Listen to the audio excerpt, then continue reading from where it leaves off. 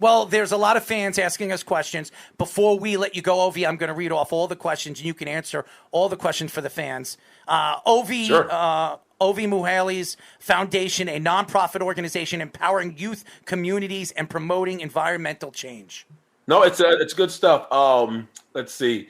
Foundation, I started when I was my second year with the Falcons. It was all about my love for my kids because my kids were born premature. They were like itty bitty things, 1.5 pounds, 2 pounds. Oh, wow. And they couldn't leave the NICU because their lungs were underdeveloped. But more importantly, the air quality in Atlanta was so bad that it would have, really harmed them. It could have been fatal. And it was just crazy to me because I didn't know that, the environment or air quality or stuff like that would ever affect me. If that was like a rich white thing or an Al Gore thing, just not my thing. But when it affected my kids, I wanted to learn more. So I actually linked up with Ted Turner and Al Gore and some of the giants in the environmental industry because, again, not really something I ever thought I'd be interested in. But when you talk about what's affecting your kids, it's going to be the highest priority for me because I want to be a father, a protector, a provider, and I can't do that if I'm not educated. So the more I learned, the more I realized that, if you really want to take care of our kids and our grandkids, you have to be aware of not only climate change and global warming, but, what's we're doing to our planet because, if you love sports, you need clean air, you need clean water, you need God for your earth to play sports. And it's not a really manly thing. In fact, there was no NFL player back in 2008 talking about environment. So I decided to be the first. We had green football camps. We had a green tailgate we created. We created a Gridiron Green, which is a comic book where I have the first sports and environmental superhero. We worked with UNICEF to kind of get kids excited about just making small, practical lifestyle changes to help the planet and to allow them to keep on playing sports they love. So we're really excited about some of the work we're doing. And, I'll drop an email at the end. Absolutely. I think omfgreen@me.com for anybody who has any questions or wants to get involved. If you ever come to New York, I would love to do something with your foundation. It would be great. We live on Long Island. There's so much to do in the summertime. Even in the wintertime, there are certain things that we can do for the children and your foundation. So awesome. Maybe we'll talk about that off air, but we would love to help. Appreciate that. Thank you. So my question is, in terms of players you played against, this also connects with one of our fans, Carl, is asking, hardest blitzer to pick up as a fullback and just overall defensive player that you played against in your career? You know what? You would think that like some of the bigger guys like Takeo Spikes and Jeremiah Trotter, gave me trouble. And who was the old silverback monkey dude? Steelers. James Harrison. There you go. Yes. James Harrison was just like a mongoloid of a man. He's just like he wasn't. I say this not in a racist way at all, but he was like more of like a silverback, like a huge animal that wasn't human. Like it was damn near impossible to block him. It was more of just a hold on type of thing. But with him and Joey Porter, we had some battles. But the funny thing is, Al Wilson, linebacker, was one of the most difficult guys to hit. When I hit him, it was like a brick wall, and he was like a stubby little stump that you couldn't dig out of the ground. And it was a very, very difficult thing. But when it comes to the defensive ends, Michael Strahan, hands down, it was impossible to even slow him down. And I remember one time I don't know why they drew it up this way. They said, Ovie, so you blocked Michael Strahan. And so I was like, no. By myself? Who's helping me? Is the tackle going to come out and help me? You just want me to block him by myself. And I was good, and I was coming off my pro. I was all-pro player, but I was like, this is Michael Strahan, and he's been killing people all year long near the end of his career. It was an honor to block him, and it was a terrifying moment, just holding on for dear life with my cleats just sliding in the dirt and the mud. But I was just loving every second of it because I'm a huge fan of his. And don't tell Warren Sapp that. Don't tell Warren Sapp that. Yeah, true. True. Now, Ovie. So, those are some of the guys I had trouble against. Now, Ovie, obviously, you've been in the NFL, and I was actually going to ask how you started your foundation, but you kind of went into the backstory of that just now with your children and everything like that. Now, the reward of going to the Pro Bowl, I'm sure, doesn't compare to the amount of kids you've helped. What is the next step for your foundation, and what are you looking to do next?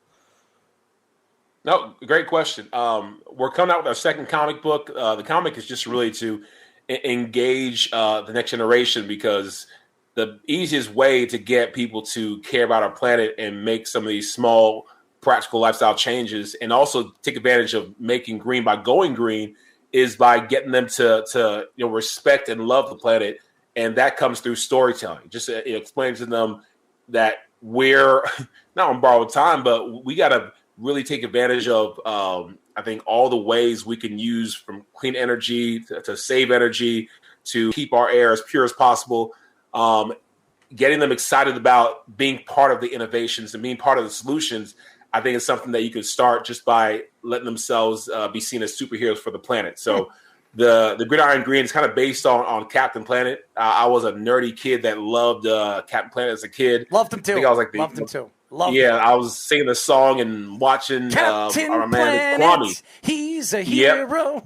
Yeah, gonna take pollution down to zero. So I had a chance to meet, Ted Turner and his daughter, and even the grandson, John Seidel, is on my board and has helped me out, kind of just grow this thing, because he's appreciative for my love of his grandfather's work, and he's helping me for the next generation create something really special. So the next step is come out with the second issue, which is all about recycling.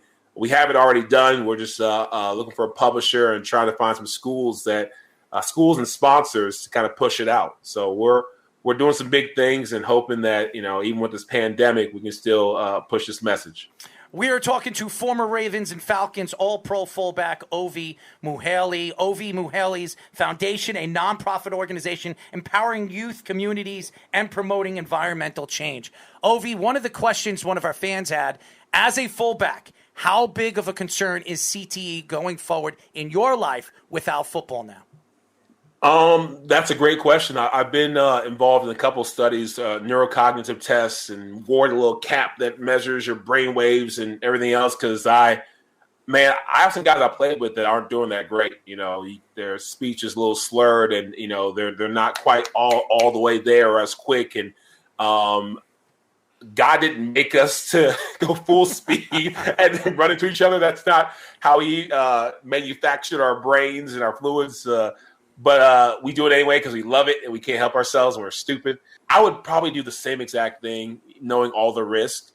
I don't know if I'd want to put my son in harm's way immediately. Like, he's 6 and he won't play till maybe 8th grade, 9th grade, just because my wife worked with the Raiders and she's also known players who, aren't doing as great. So there is a concern there. There is definitely a concern because what's the point in making millions of dollars, having great memories, if your life's cut short by 10, 20, 30 years? Right. So I'm hopeful that technology is going to help us be safer. I'm hoping that we can make the game safer too with some of the rules, even though some of them are just doing too much. And that there's a balance, because I feel bad for the defensive players that touch the quarterback and they say, "Oh, flag, you can't touch Tom Brady, you can't do this," and they. In college, they kick these kids out because, in midair, you should have matrixed yourself and twisted yourself so you didn't hit him, because you should have known he was going to slide when you're on your downward trajectory.